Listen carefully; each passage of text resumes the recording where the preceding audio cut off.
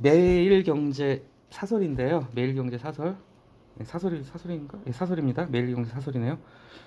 매경도 굉장히 좀 보수적인 매체입니다. 조선일보보다 더 할 때도 있어요. 어떨 때 보면 어떤 그 논조가 특히 경제 문제에 있어서는 굉장히 보수적인 매체가 매일경제고, 이건 제 사견이 들어간 판단이니까 정확하지 않을 수 있습니다. 저는 대한민국에서 직능단체 중에서 가장 힘이 센 게 의협이라고 생각하거든요. 의협은 아무도 못 잡.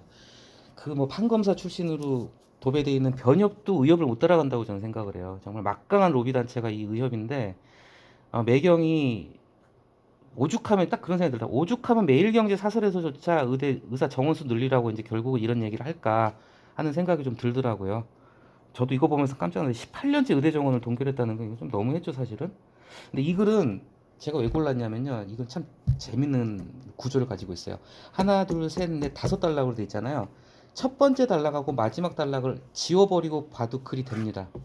사실은 논설문의 어떤 전격적인 논설문, 교과서적인 딱딱한 논설문은 둘, 셋, 네 번째 단락으로 이걸로 완결이 돼요, 사실은. 그런데 그런 딱딱한 논설문을 갖다가 첫 단락하고 네 번째 단락에서 중간 단락에는 주석중에 주자도 안 나와요.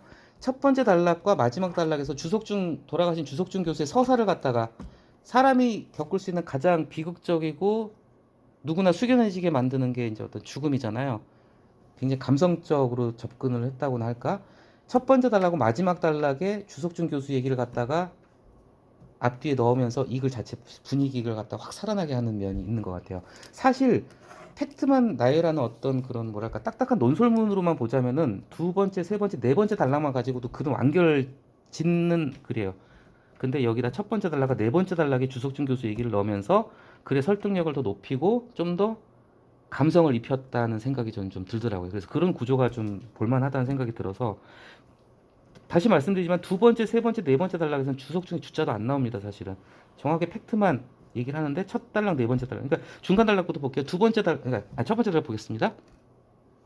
이 주석중 돌아가신 분, 이거 아마 뉴스 보셨을 거예요. 자전거 타고 가시다가 좀 안타깝게 돌아가셨고, 뭐 라면 스프 얘기도 나왔더라고요. 너무 안타깝게 정말 훌륭한 의사분이셨던 것 같아요. 근데 돌아가셨는데, 이분이 다른 데도 아니고 흉부외과 의사세요.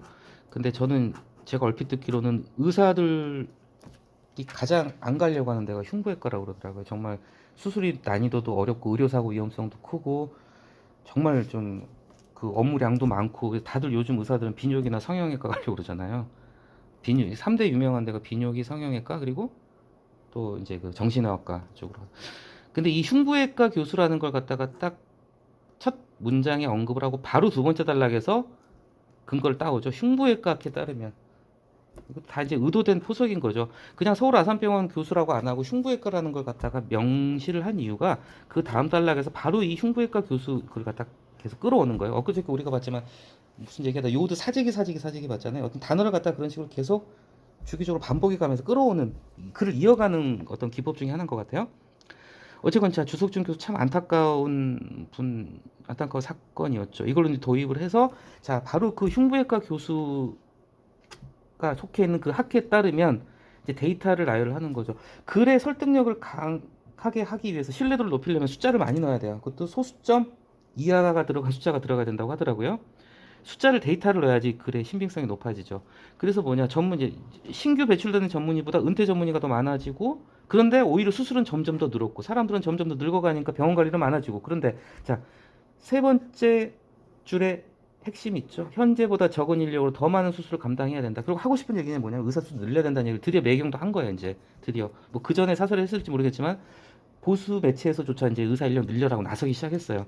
지금 큰 문제지만 소아과 의사 모자라고 응급실 지금 난리 났잖아요. 지금 제가 이제 이걸 선택한 이유 중에 하나는 글 구조도 그렇지만 이게 또 우리랑도 좀 연결이 되는 부분 있잖아요. 지금 저기 대진대 의대 신설 부분 그거하고도 좀 이제 엮여져 우리 있는 것 같아가지고요. 그래서 뭐 필수 의료 수가를 파격적으로 올리고 뭐 어쩌고 저쩌고. 자, 그래서 다음 단락에서 좀 더 구체적으로 의대 정원 얘기를 하는 거죠. 18년째 동결돼 있다.